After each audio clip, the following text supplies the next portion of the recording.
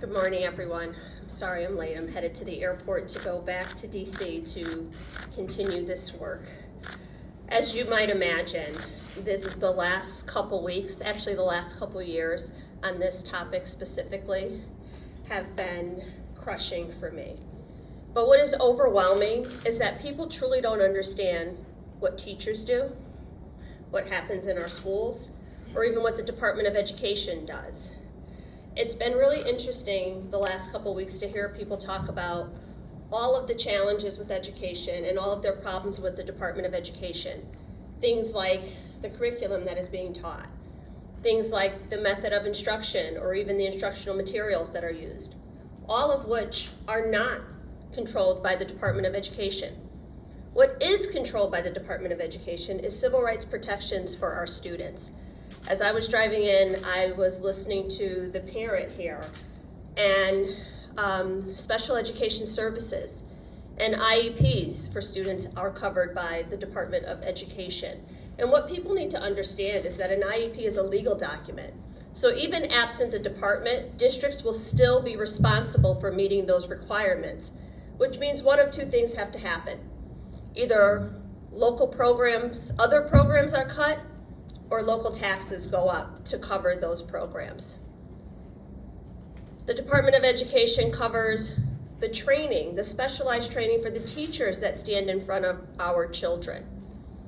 And the idea that this is what we want to cut, the investment in our children's future, is where we are looking to pilfer money from the federal budget, is unconscionable. Our children need more resources, not less. And what I think has to happen right now is exactly what is happening right now, that people understand that we're not talking about line items in a budget. We're talking about the school nurse that covers 3 buildings and is covered by Title I funding.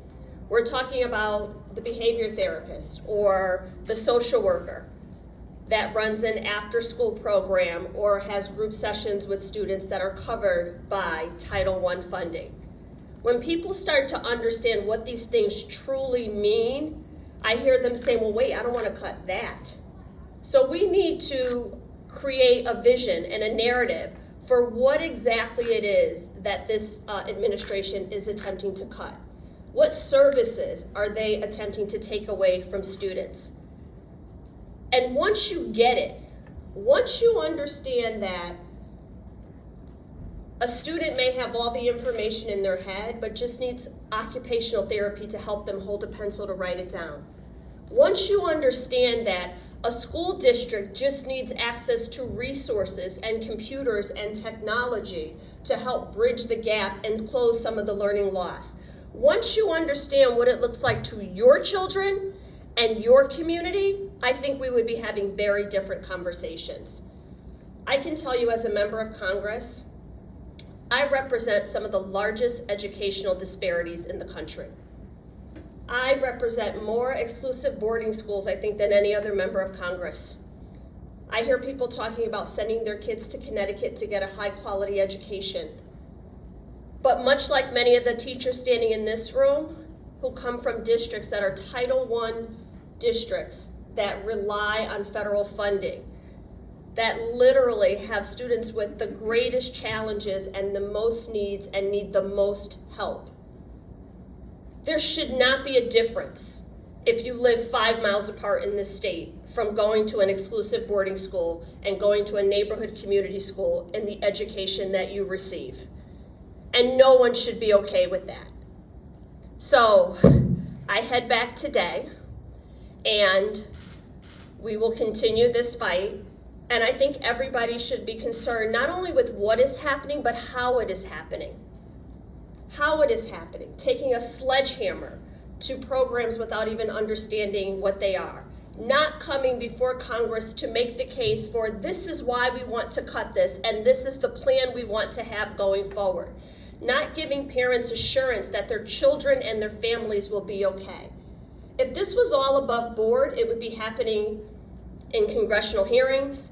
It would be happening with all the receipts to show that this is the waste, fraud, and abuse that we are trying to eliminate, but that is not happening, and there is a reason for that.